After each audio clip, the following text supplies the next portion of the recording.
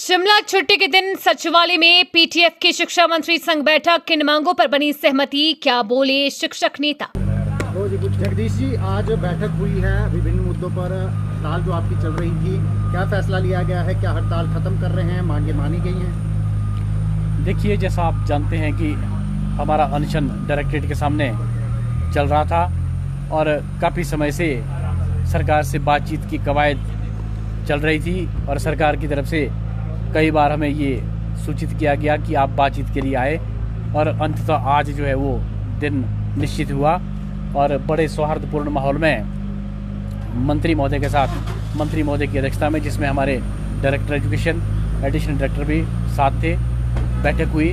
बैठक में जो हमारा डिमांड चार्टर था उसमें विस्तृत चर्चा हुई और विस्तृत चर्चा के बाद जो सहमति बनी दोनों पक्षों में, उसके आधार पर ये जो आज की प्रोसीडिंग इस बैठक की निकलनी थी, उसकी वजह से थोड़ा विलम्ब हुआ।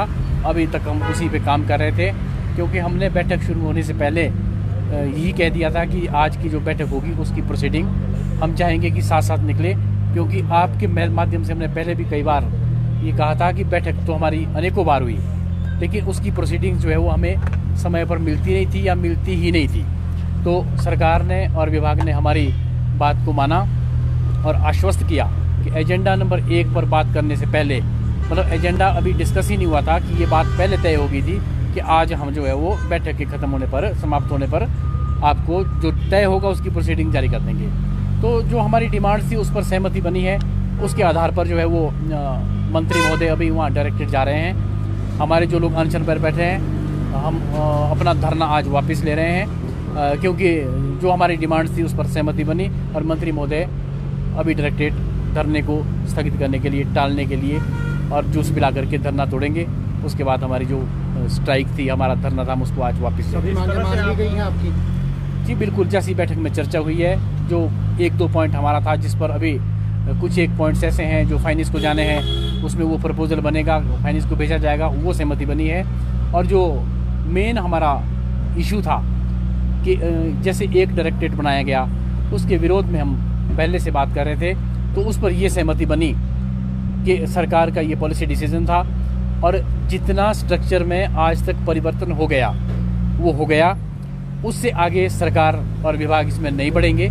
उसके लिए एक कमेटी का गठन निदेशक स्कूल शिक्षा की अध्यक्षता में किया गया और उसमें पीटीएफ के जो मेंबर्स हैं वो भी रहेंगे।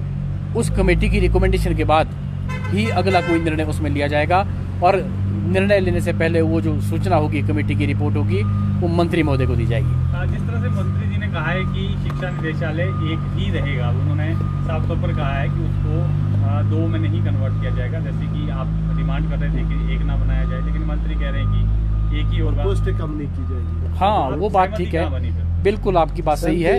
इसमें ये बनी है कि इसमें जो नर्सरी से 5th तक है, ये कहना चाहूँगा अतिरिक्त एडिशनल डायरेक्टर रहेगा।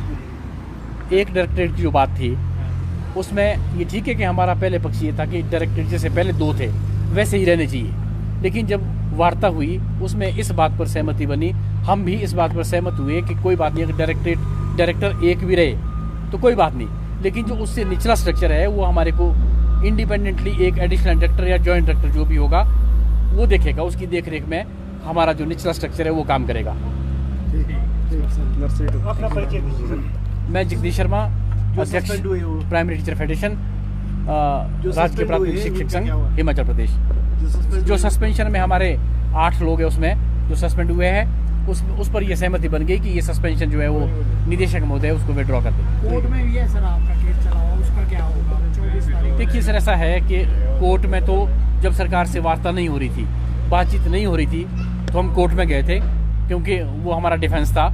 उस स्थिति में बातचीत का माहौल लग नहीं रहा था, तो निश्चित ही था कि हम कोर्ट में ही जाएंगे, कहाँ जाएंगे।